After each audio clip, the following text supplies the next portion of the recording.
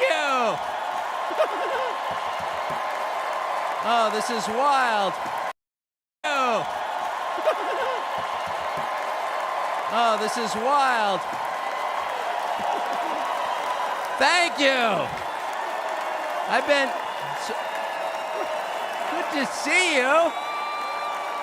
Thank you. I feel like I know about half the people in the room. This is wild. What are you doing? Justin Wells. Thank you, guys. Okay. Can I just say, Peter Navarro is back. Welcome to Peter Navarro. Suffering the fate that has happened to so many who are friends with Donald Trump. Thank you for having me. I have been to many conventions. I have never been to a more fun convention or a convention with better vibes. They literally let Navarro out of prison. First of all, thank you. This feels a lot different from what I thought it was going to feel like. I can't hear you, but I know it's something good. So I watched the video of what happened in Butler, Pennsylvania about 50 times. I think I was one of about 8 billion people around the world who watched it. And the more I watched it, the more it struck me that everything was different after that moment. Everything. And this convention is different. The nation is different. The world is different. Donald Trump is different. When he stood up after being shot in the face, bloodied, and put his hand up, I thought at that moment, that was a transformation. This was no longer a man. Well, I think it was divine intervention. But the effect that it had on Donald Trump, he was no longer just a political party's nominee or a former president or a future president. This was the leader of a nation. And I think there's a difference. I've spent most of my life in Washington where the president is at the top of the pyramid, everyone wants to be the president. But if you think about it, the presidency comes with great power, obviously. But if you think about it, that is a title that is bestowed by a process of some sort that can be subverted. And in the end, it does not confer by itself, as no title does, legitimacy. Just because you call yourself the president doesn't mean that much inherently. I can call my dog the CEO of Hewlett-Packard. It doesn't mean she is. No, it's true. And you hate to say it, but it is also true, is a fact, that you could take, I don't know, a mannequin, a dead person, and make him president. No, you could. I'm just saying theoretically possible. With enough cheating, that could happen. But being a leader is very different. It's not a title. It's organic. You can't name someone a leader. A leader is the bravest man. That's who the leader is.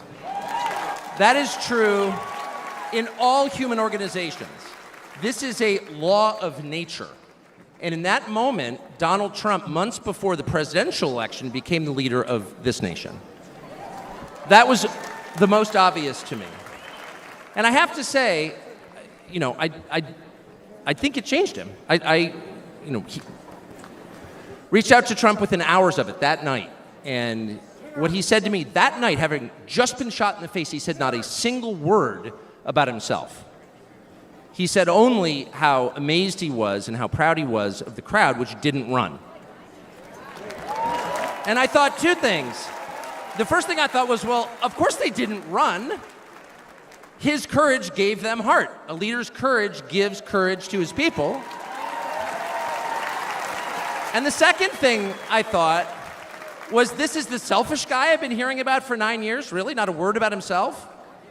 About his people, period. And the second thing I noticed, which I don't think anyone has remarked upon in public, but I'm just going to since I don't have a script, like why not, is that he turned down the most obvious opportunity in politics to inflame the nation after being shot. To inflame the nation, which is an opportunity that almost every other politician I've ever met, and certainly his opponents, would have taken instantly. And they would have said, well, what is this? How did he get shot? Like, how did this happen? And those are real questions that we have to get to the bottom of. But in the moments, the days, the week after the shooting, he did not say that. He did his best to bring the country together. And I thought, this is the divisive figure? This is the irresponsible person? No. This is the most responsible, unifying behavior of a leader I think I've ever seen. So the question is, where is he leading us? And I could go on for hours, but let me just sum it up. I do think the entire point from the famous escalator ride 9 years ago until today of Donald Trump's public life has been to remind us of one fact, which is a leader's duty is to his people, to his country, and to no other. That's the point. That's the only point. And another word for this is democracy. Democracy, in case you're a little sick of being beaten in the face with democracy on television, actual democracy is the proposition that the citizens of a country own that country. They're not renters, they're not serfs, they're not slaves, they are the owners of the country. And for that to be true, their leaders have to represent them, which is another way of saying they have to do what the people want them to do, or a close approximation thereof. But if they completely ignore what people want, not just 1 year, but generationally, say for 50 years, then it may be, I don't know what, it's not a democracy. And so I think the entire Trump project, paradoxically, is attacked as an enemy of democracy, is to return democracy to the United States. Hey, let's pay attention to what people actually want. And the lack of interest in that question in Washington is something that ultimately drove me out of the city after 35 years. Lawmakers stepping over the prostrate bodies of their fellow citizens ODing on drugs to go cast votes to send money to some foreign country. Yeah, actually, we've lost more Americans from drugs in the past 4 years than we lost in World War II. Yeah. Our bloodiest war, more than we lost in World War II. Does anybody care? It is pathetic. It is pathetic.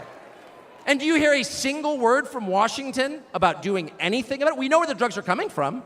We know the supply routes. The U.S. military spent billions bombing the Ho Chi Minh Trail. You don't see our commander-in-chief suggesting that we use our military to protect our country or the lives of its citizens. No. That's for Ukraine. And it's too much, actually. It's too insulting. It's too insulting. It's a middle finger in the face of every American.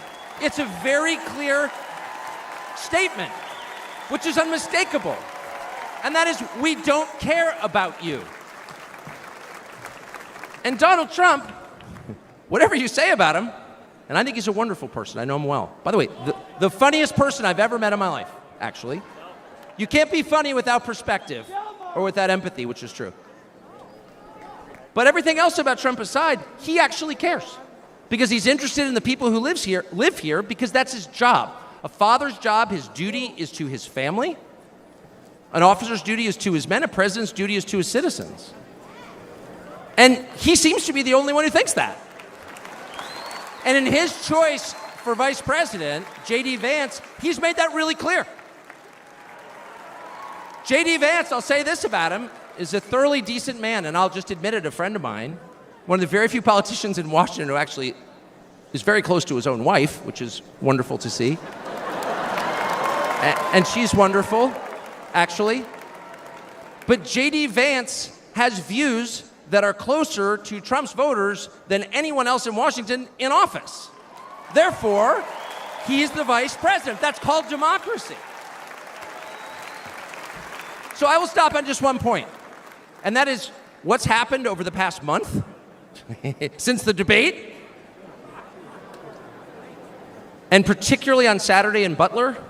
I think a lot of people are wondering, what is this? This doesn't look like politics. Something bigger is going on here. I think even people who don't believe in God are beginning to think, well, maybe there's something to this, actually. And I'm starting to think it's going to be okay, actually. I do think that. In the day after the midterm elections in 2018, Antifa came to my house. The Democratic Party's militia, okay? I was at work. It was obvious when I was at work because it was public. My wife was home alone. They tried to come in through the front door. They terrorized her. She hid in our pantry. It was on television. It was horrible, actually. It was, I'm not whining about it. I wasn't getting shot in the face, but it wrecked our day. And the next morning, we're lying in bed, and the phone rings for my wife, and it's Donald Trump, who's not like a regular text buddy of Donald Trump's. She picks it up. Hello? Susie, it's Donald Trump. And it's coming through. I could hear it. I'm lying in bed. Whoa. And the first thing he says is, I'm going to stand guard outside your house. And she goes, oh, it's so nice. And he says, I'll never forget this as long as I live. He says, there's a lot of hate out there. And she said, there is, Mr. President. And then he says, but there's a lot of love. There's a lot of love. And we are seeing that love. I don't think it's human love. And I'll just stop with this. I'm not always convinced that I'm on the right side. I've been on the wrong side many times. You'll never hear me say I'm on God's side, or God's with me, or even I'm with God. I want to be, not sure I am. But I will say this unequivocally and conclusively. God is among us right now. And I think that's enough. God bless you. Jeff and Bill, weekday mornings from 6 to 10 on News Talk 710, KNUS.